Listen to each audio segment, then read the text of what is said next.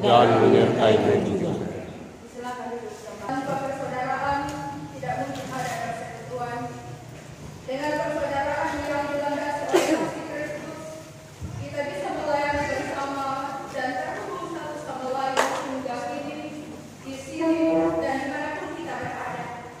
Itulah kekuatan dan ciri hidup kita sebagai gereja Tuhan. Sebagaimana disaksikan di dalam Mazmur 133 ayat yang pertama hingga ayatnya yang ketiga. Kita baca secara berbalasan sebagai berikut. Sungguh alangkah baiknya dan indahnya apabila saudara-saudara ia bersama dengan rukun. Seperti minyak yang baik di atas kepala, meleleh ke dalam harum dan meleleh terbang. Seperti embun gunung Hermon ia turun di atas gunung-gunung Sion. Sebab kesanalah Tuhan memerintahkan umat Kelimpahan untuk selama-lamanya. Kidung Jemaat 256.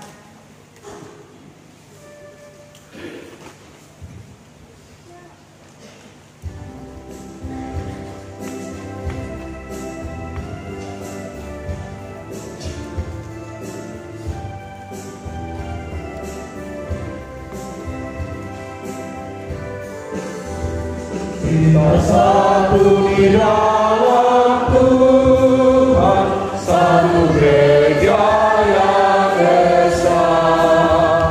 Marilah bertolong-tolong karena aku semuanya. Marilah bertolong-tolong karena aku semuanya.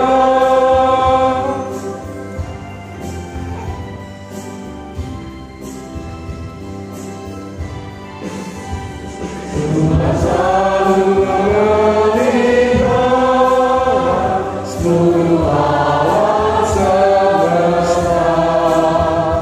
Kita pun disuruhnya juga menyatakan kasih-Nya.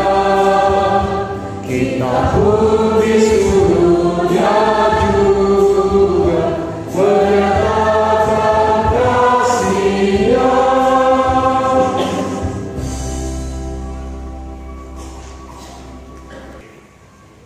Saudara-saudara, mari kita bangkit berdiri.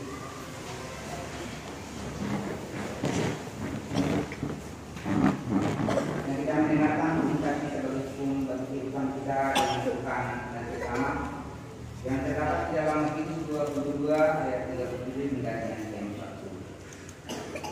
Jawab Yesus kepadanya, "Kasihilah Tuhan Allahmu dengan segenap hatimu dan dengan segenap jiwamu dan dengan segenap akal budimu. Itulah hukum yang pertama dan yang pertama. Dan hukum yang kedua yang sama dengan itu ialah, kasihilah sesama manusia seperti dirimu sendiri. Pada kedua hukum inilah tergantung seluruh hukum Taurat dan kitab para nabi." Kita merespon dengan menyanyikan Kidung Jemaat nomor 55.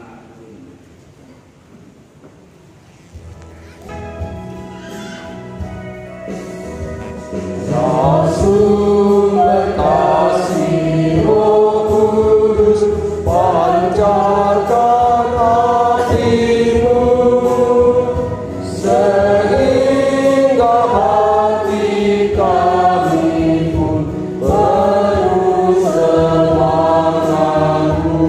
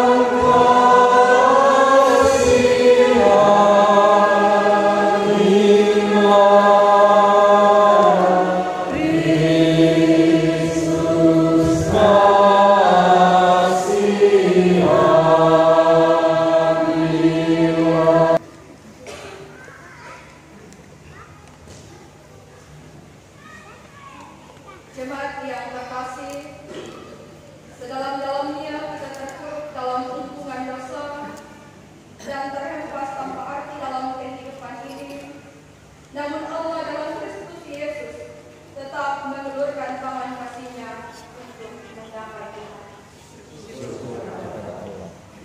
Sejauh-jauhnya kita lari dari hadapan Allah dan terbenam dalam lumpur dosa. Segala upaya terkunci membawa kita kepada jalan keselamatan. Namun hanya kasih Allah dalam Kristus Yesus yang mampu mengangkat kita dari jurang kebinasaan. Syukur kepada Allah. Jemaat yang terkasih, siapakah kita sesudah Ia mengingat kita? Buka hatimu dan bertobat. Dengarkanlah berita pengampunan-Nya sebagaimana tertulis di dalam Yohanes pasal 3 ayat 16. Karena begitu besar kasih Allah akan dunia ini, sehingga Ia telah mengaruniakan Anak-Nya yang tunggal, supaya setiap orang yang percaya kepada-Nya tidak binasa, melainkan beroleh hidup yang kekal. Marilah dengan penuh sukacita kita bersyukur kepada Tuhan atas kasih dan anugerah-Nya kepada kita, dihapuskan dosa-dosa.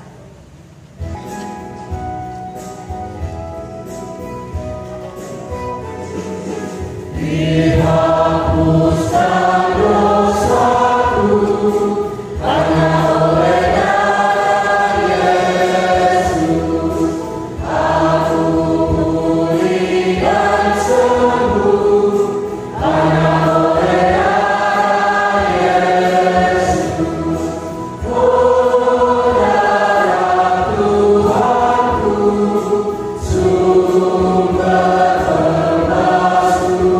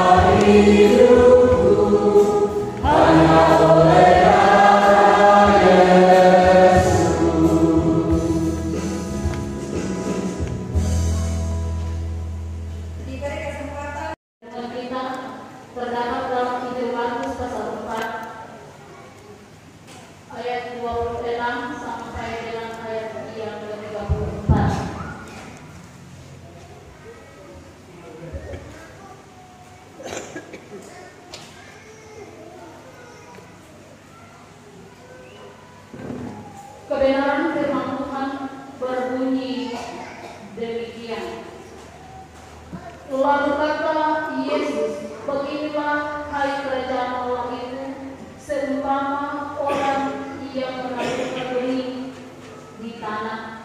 Lalu pada malam hari ia tidur dan pada siang hari ia bangun dan benih itu mengeluarkan tunas dan tunas itu makin tinggi. Bagaimana terjadinya tidak diketahui orang itu. Bumi dengan sendirinya mengeluarkan buah, mula-mula tangkainya, lalu bulirnya, kemudian butir-butir yang penuh isinya dalam bulir itu. Apabila buah itu sudah cukup masak, orang itu segera menyamit sebab musim menuai sudah tiba.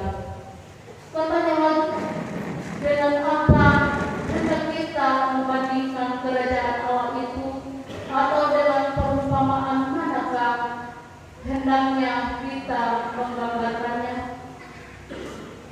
Hal kerajaan itu seumpama biji sesawi yang ditabur di tanah. Memang biji itu paling kecil daripada segala benih yang ada di bumi.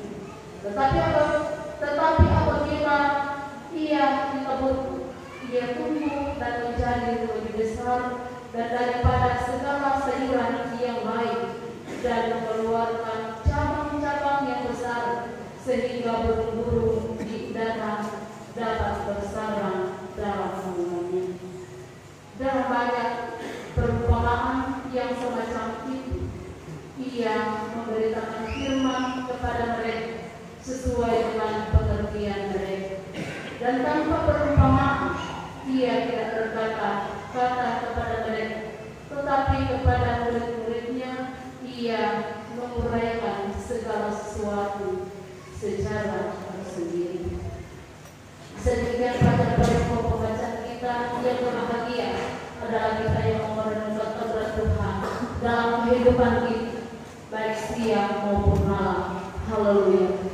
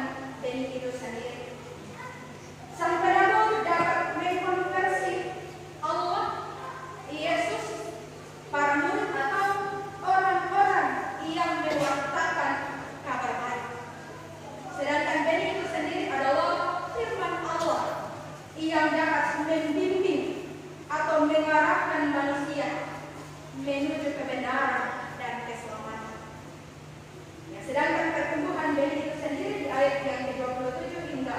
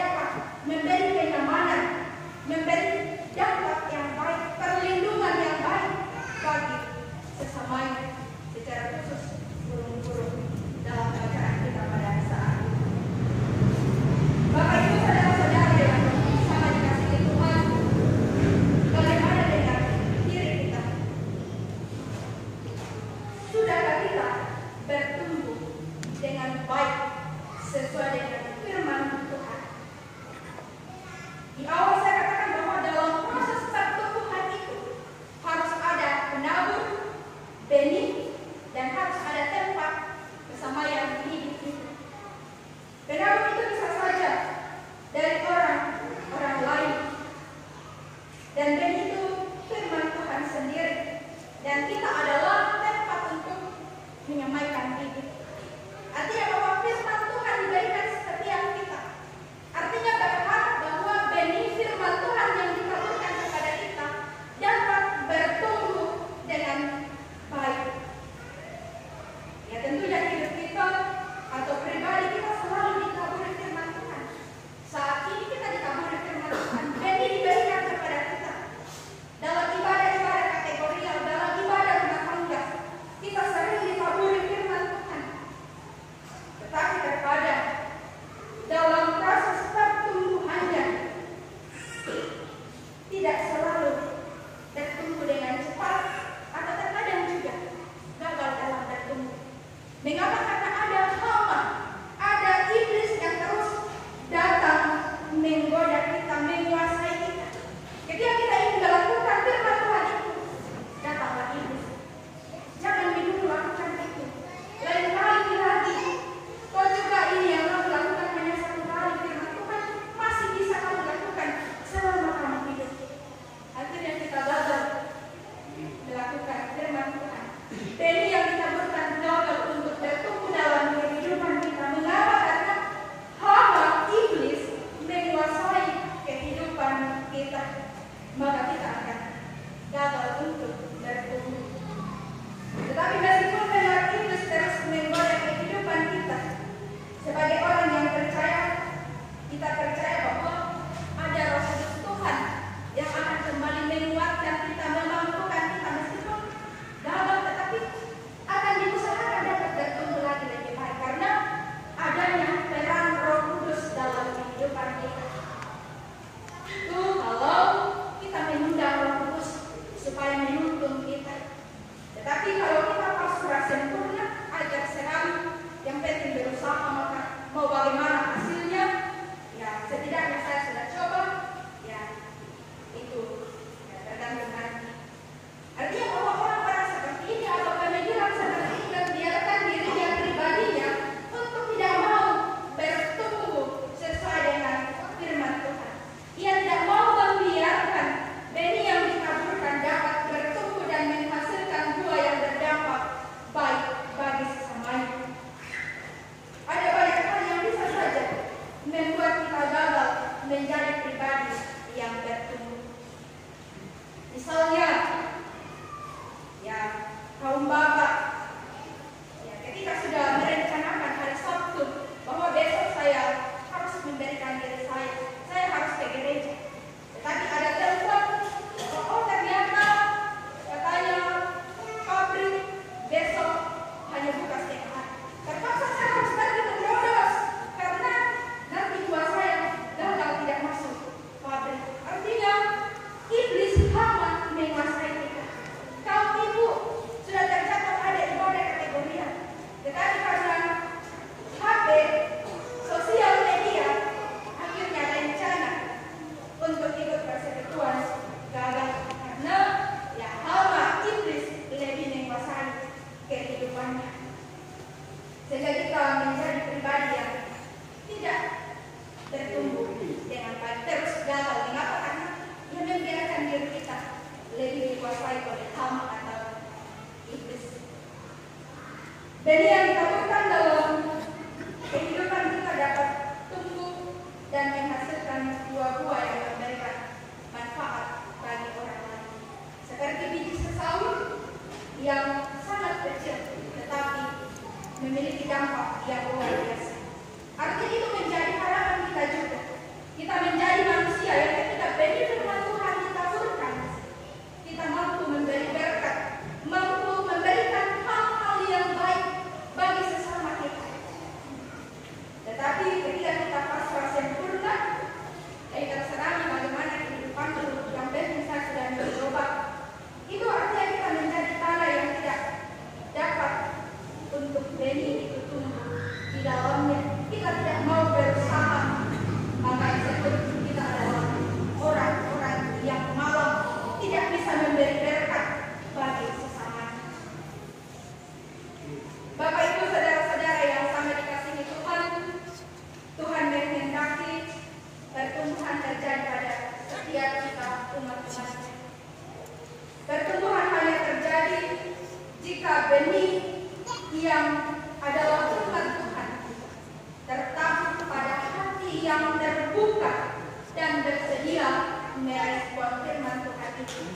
Dan ketika benih firman Tuhan itu ditabur pada hati yang tertutup, mengeraskan dirinya, maka firman Tuhan itu tidak akan bisa bertumbuh dengan baik, apalagi mau memberi buah yang baik bagi orang-orang di sekitarnya.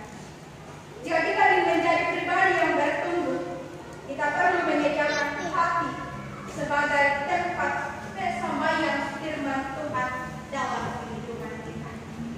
Tentu kita sebagai umat yang percaya, kerinduan kita ingin terus sesuai dengan firman Tuhan. Karena itu mampukan diri dalam tuntunan Roh Kudus agar menjadi pribadi yang bertumbuh. Roh Kudus memampukan kita untuk melakukan firman-Nya.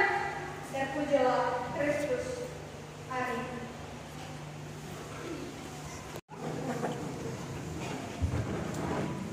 Apakah kita percaya kepada Allah Bapa yang Maha Kuasa, Khalik langit dan bumi?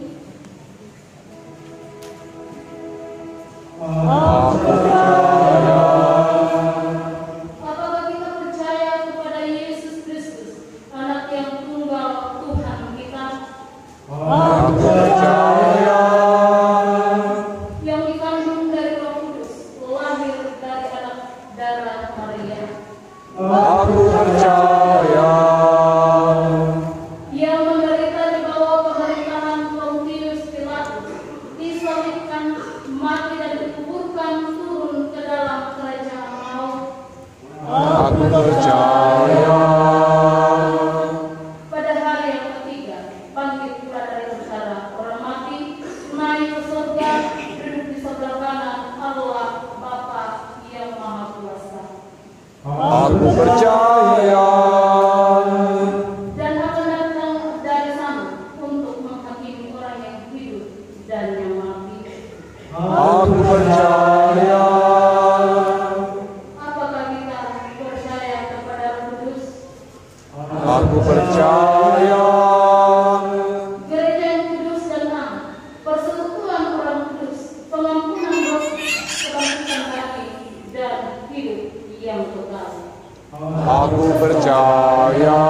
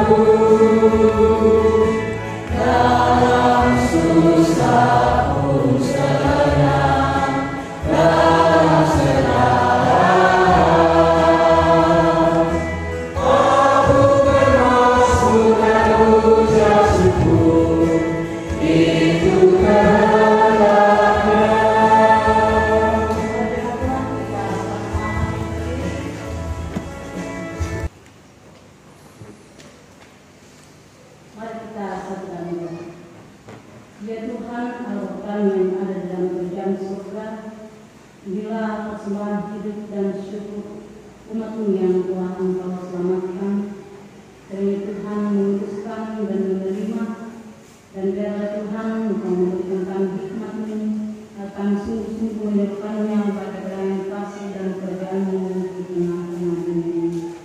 Bapa surgawi, karena Engkau selalu berkat-Mu dalam kehidupan dan pekerjaan kami, dan dikenalkan umat-Mu sebagai seorang berkat bagi sesama kami, dan demi kemuliaan nama-Mu. Terpujilah Tuhan kami Yesus Kristus untuk selama-lamanya. Amin.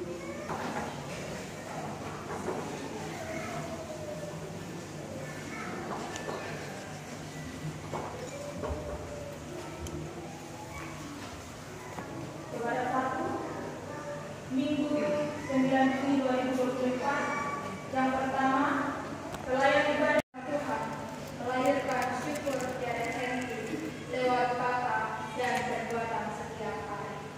Ketika kami melangkah sabda Kristus menjadi penuntun dan pedoman dalam kehidupan kita. Ingatlah pesan firman Tuhan yang telah kita dengarkan bersama pada saat ini.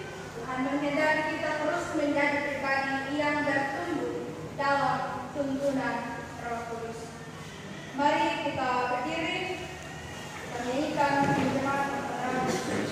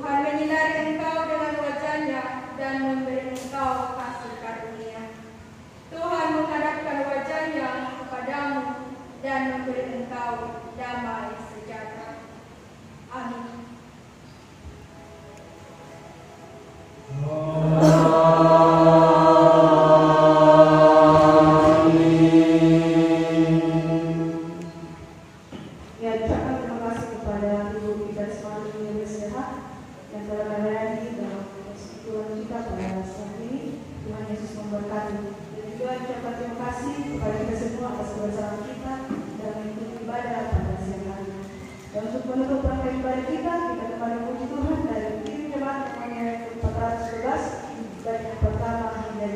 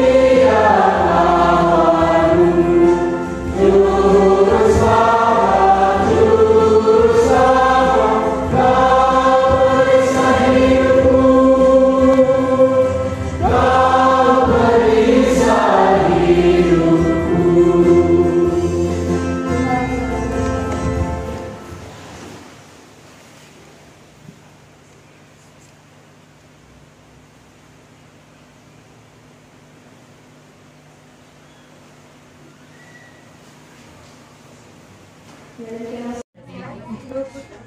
itu kalau dibilang menjahit terus sekali. Ada kemudian pendeta selama sebagai menjahit. Bentar nih. Jadi saya kayaknya tergantung